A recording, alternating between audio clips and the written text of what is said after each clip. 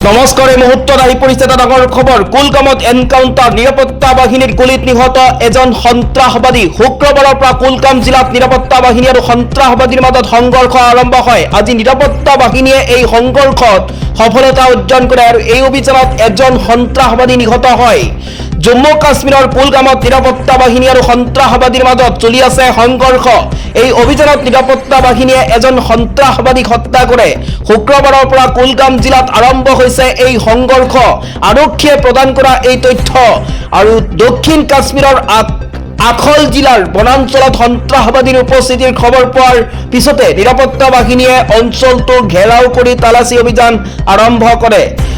তথ্য অনুসৰি লুকাই থকা সন্ত্ৰাসবাদীয়ে নিৰাপত্তা বাহিনীক গুলীচালনা কৰাৰ পিছত এই অভিযান এনকাউণ্টাৰলৈ ৰূপান্তৰিত হয় আৰু বিষয়াসকলৰ পৰা পোৱা খবৰ অনুসৰি নিৰাপত্তাৰ বান্ধোন শক্তিশালী কৰাৰ লগতে অতিৰিক্ত নিৰাপত্তা বাহিনী অঞ্চলটোলৈ প্ৰেৰণ কৰা হৈছে।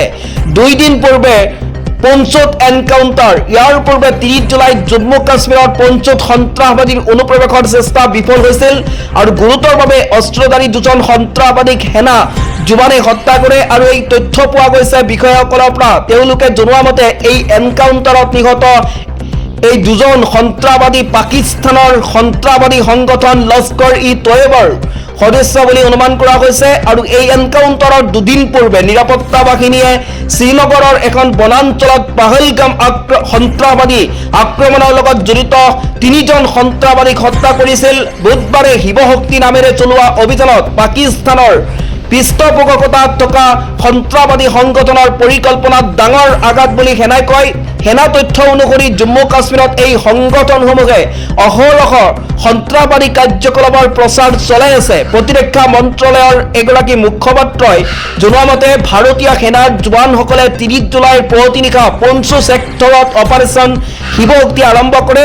জম্মু কাশ্মীৰৰ আৰক্ষীৰ সহযোগত সামৰিক আৰু অসামৰিক চোৰাংচোৱা ইউনিটসমূহে অঞ্চলটোত সন্ত্ৰাসবাদীৰ উপস্থিতিৰ বিষয়ে লাভ কৰা বিশ্বাসযোগ্য চোৰাংচোৱাৰ ভিত্তিত এই অভিযান চলোৱা হৈছিল আৰু তেওঁ কয় যে তথ্যৰ ওপৰত তাৎকালীনভাৱে কাম কৰি নিৰাপত্তা বাহিনীয়ে সাম্ভাব্য অনুপ্ৰৱেশ পথ সুৰক্ষাৰ ব্যৱস্থা কটকটীয়া কৰে।